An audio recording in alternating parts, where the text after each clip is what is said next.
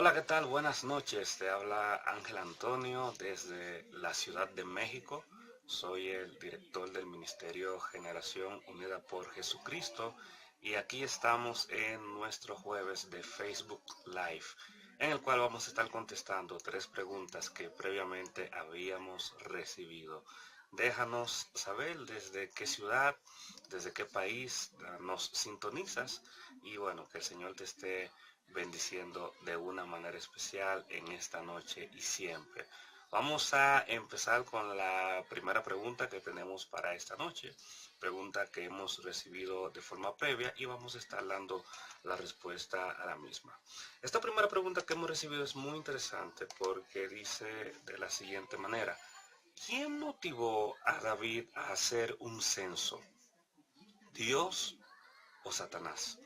Y me llamó mucho la atención cuando yo recibí esta pregunta, porque hay dos citas bíblicas que hablan al respecto y estas dos citas bíblicas son aparentemente contradictorias. La primera cita bíblica es Segunda de Samuel, capítulo 24, versículo primero, en la cual dice: de nuevo la ira del Señor se encendió contra Israel y provocó a David contra ellos, y dijo: ve, haz un censo de Israel y de Judá. La segunda cita bíblica al respecto es Primera de Crónicas, capítulo 21, versículo primero, la cual dice lo siguiente: Satanás se levantó contra Israel y provocó a David a hacer un censo en Israel. Entonces, cuando nosotros vemos Segunda de Samuel capítulo 24, versículo primero, y Primera de Crónicas capítulo 21, versículo primero, aparentemente hay una contradicción, pero no es así. Ambas citas bíblicas hablan sobre lo mismo, pero explicado desde dos perspectivas diferentes. En Segunda de Samuel capítulo 24, versículo primero, vemos esta situación desde la perspectiva de la soberanía de Dios. Recordemos que es Dios quien permite todo lo que pasa en nuestras vidas. Recordemos que nada se escapa de la voluntad de Dios, y esto es lo que sucedió con el censo de David. Fijémonos que no dice que Dios estaba alegre, contento, feliz, sino que dice que la ira de Dios se encendió contra Israel y específicamente contra David, quien quería hacer un censo pensando en la capacidad humana de guerra que él tenía y no pensando en depender de Dios. Entonces Dios estaba enojado con David por esta situación, porque recordemos, por ejemplo, el caso de Gedeón, quien con solo 300 hombres venció una guerra debido a que él contaba con el poder de Dios. Esto lo vemos en el libro de Jueces capítulo 7. Entonces, lo que vemos en Segunda de Samuel, capítulo 24, versículo primero, es Dios decir algo como lo siguiente: o sea, ¿quieres hacer un censo para pensar en ir a la guerra contando con tu propia fuerza y no contando conmigo? Pues ve, haz el censo. O sea, no era que Dios estaba contento con David por la cuestión del censo, pero Dios permitió que David hiciera el censo. A Dios no le agradaba, pero lo permitió. Ahora, en Primera de Crónicas, capítulo 21, versículo primero, lo vemos desde otra perspectiva, que es la perspectiva del pecado. Dice que Satanás tentó a David en hacer el censo. Entonces, ¿qué pasó? David cedió ante la tentación y David quiso hacer el censo. Entonces, el pecado de hacer el censo no es hacer el censo como tal, sino hacer el censo pensando en la fuerza que yo tengo, la fuerza humana de guerra que yo tengo, y no pensar en depender de Dios para lo que David quería emprender. Entonces, Primera de Crónicas, capítulo 21, versículo primero, es la parte particular del hecho que aconteció. Y Segunda de Samuel, capítulo 24, versículo primero, es la parte global de todo. ¿Y por qué Primera de Crónicas 21:1 es la parte particular? Porque aunque Satanás tentó a David y David cedió a la tentación, finalmente fue Dios quien permitió que David hiciese el censo, ya que si Dios no lo hubiese permitido, Satanás ni siquiera hubiese tentado a David. Y un ejemplo de esto es el caso de Job. Vemos que Dios permitió que Satanás tentara a Job, pero le puso un límite. Y eso lo podemos notar en Job capítulo 2, versículo 6. Así que realmente no hay contradicción entre una cita bíblica y otra. Lo que pasa es que una cita bíblica lo muestra desde la perspectiva de Dios y otra cita bíblica lo muestra desde la perspectiva del pecado. Esa es nuestra primera respuesta a la primera pregunta de esta noche sobre cuál fue la motivación de David. ¿Quién motivó a David a hacer un censo? ¿Lo motivó Dios o lo motivó Satanás? Si tienes alguna pregunta o comentario respecto a esta respuesta, con mucho gusto déjanos saber y podemos seguir pues compartiendo sobre esta interesante pregunta que recibimos. Vamos ahora a pasar a la segunda pregunta que recibimos y la respuesta que tenemos sobre la misma. Esta pregunta me llama mucho la atención, perdón, porque parte de las tantas teorías de conspiración que vemos ahí afuera. Y la pregunta es, ¿quiénes son los Illuminati? Probablemente todos nosotros, o la gran mayoría, en algún momento de nuestras vidas hemos escuchado hablar sobre los Illuminatis, el nuevo orden mundial, etcétera, etcétera, etcétera. Así que a grandes rasgos, ¿qué podemos decir sobre los Illuminatis? Los Illuminatis, como decía hace un momento, forman parte de la teoría de conspiración, la teoría conspirativa del nuevo orden mundial. Y esto se refiere a una supuesta élite que tiene un plan global diseñado para imponer un gobierno único mundial y así controlar a toda la humanidad en todo el sentido de la palabra. Muchos identifican a los Illuminatis con algunos supuestos símbolos que utilizan, como son pirámides con ojo, puertas, pilares, arcoíris en el cielo, cuadros, circos, etcétera, los cuales se utilizan en billetes, se utilizan sutilmente en películas, en logos, etcétera, etcétera. Y de acuerdo a muchas personas, estos símbolos que acabo de mencionar, cuando se utilizan de ciertas formas específicas, tienen un significado especial para esta supuesta sociedad secreta que tiene como objetivo adoctrinar y controlar a la humanidad. De acuerdo a quienes afirman dicha teoría, los Illuminatis en la actualidad controlan y influyen lo que se puede ver en los medios de comunicación, lo que se puede ver en el cine, controlan y o influyen la economía, la política, las guerras, el terrorismo, el arte, etcétera, etcétera. Y esto es con el fin de llegar en un momento dado a controlar a la población de una forma totalitaria. Ahora, ¿qué dice la Biblia al respecto? ¿Vemos en la Biblia alguna fuente para confirmar esto, para estar de acuerdo con esto?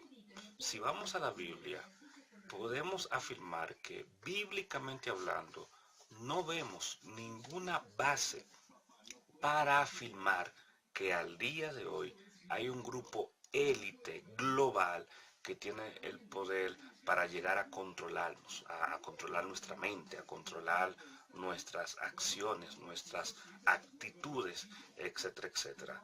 No vemos bíblicamente hablando una base para afirmar que hay un grupo élite ahí afuera que tiene la capacidad de dominar completamente nuestras vidas, por lo que en lo personal nosotros no compartimos la teoría conspirativa de los Illuminati.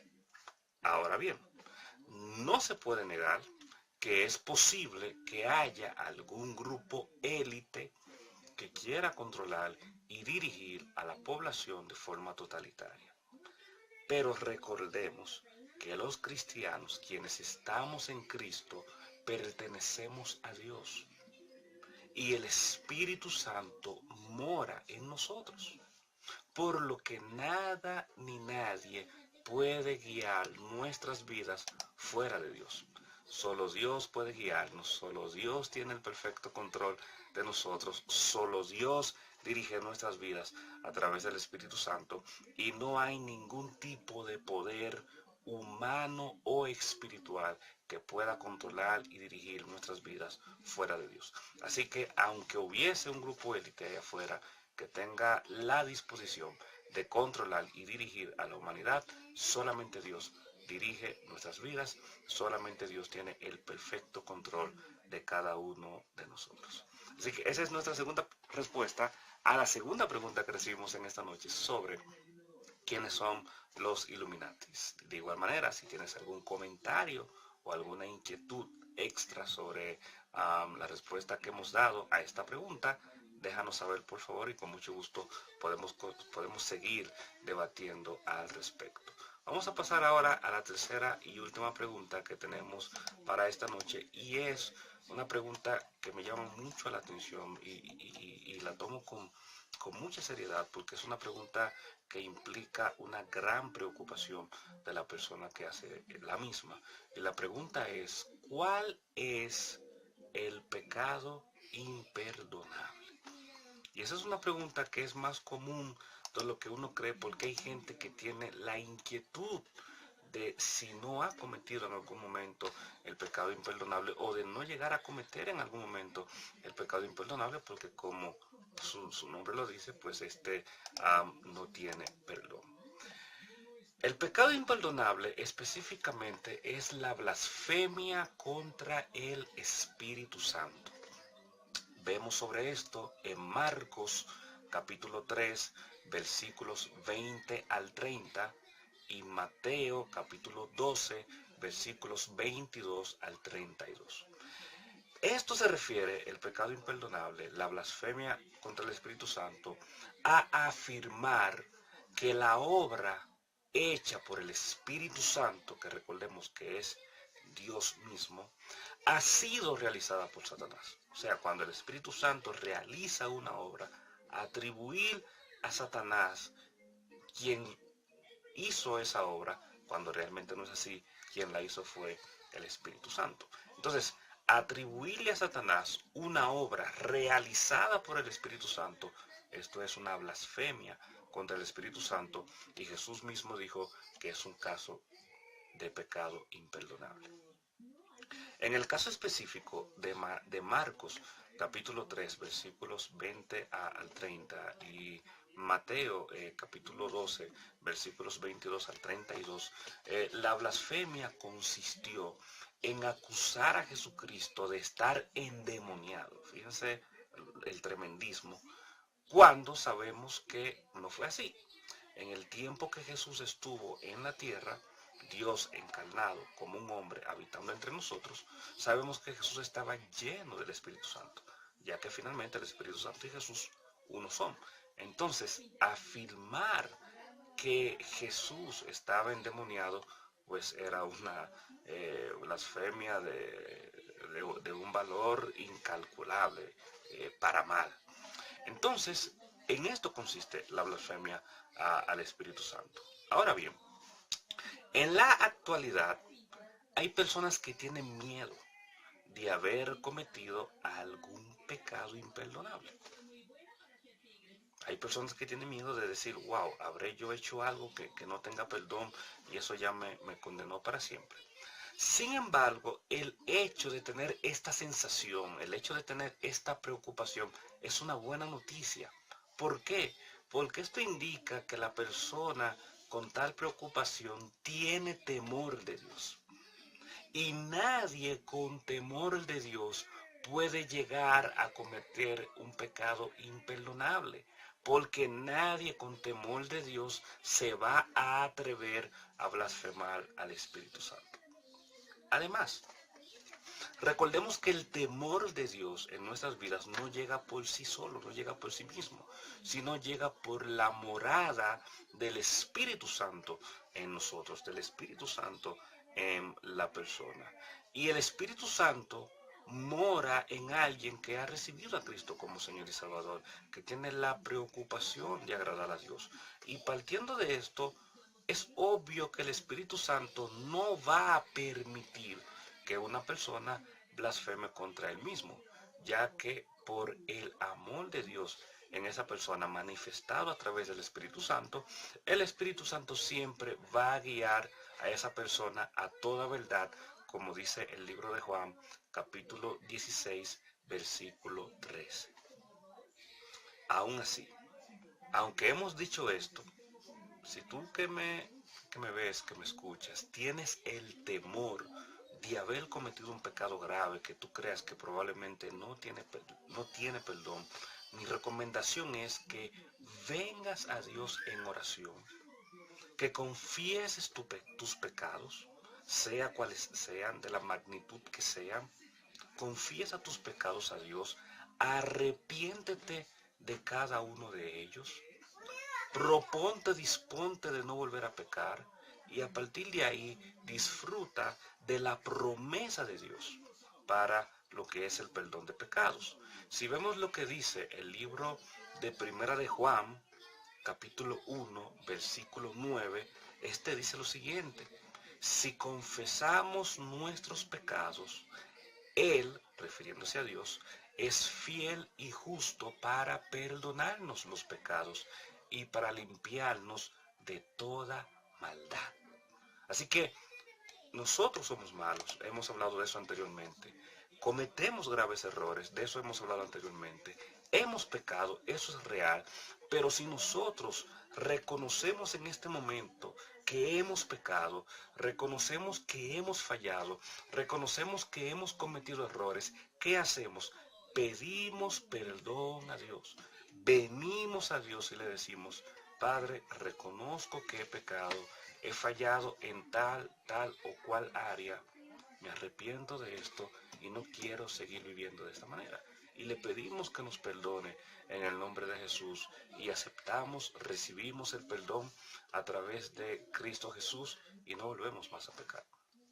Si tú honestamente, sinceramente, haces esto, hablas con Dios, confiesas tus pecados, te arrepientes de corazón y le pides perdón, Él te va a perdonar.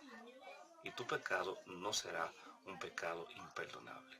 Solamente una persona completamente divorciada de Dios, completamente desarraigada de Dios, y una persona anticristiana se atreverá a blasfemar contra el Espíritu Santo. Pero alguien que tema a Dios, alguien que esté preocupado por vivir una vida que agrade a Dios, nunca se atreverá a blasfemar contra el Espíritu Santo. Esa es la tercera respuesta a la tercera pregunta que recibimos en esta noche, o para esta noche, la pregunta sobre cuál es el pecado imperdonable. Y con esta última respuesta pues terminamos, dándote las gracias por la sintonía en esta noche. Más adelante estaremos colocando en los comentarios los diferentes medios de contacto de nuestro blog, y también por escrito las respuestas que hemos compartido en esta hora, y quedo a tus órdenes. Si tienes alguna pregunta o inquietud sobre las respuestas que hemos dado, déjanos saber por nuestros diferentes medios de contacto o por los comentarios, y con mucho gusto podemos seguir compartiendo sobre estos temas. Que estés bien, que tengas una excelente noche en el Señor, que Él te siga bendiciendo hoy y siempre. Nos veremos el próximo jueves, si Dios lo permite, cuando tendremos otro jueves de preguntas y respuestas. Bendiciones.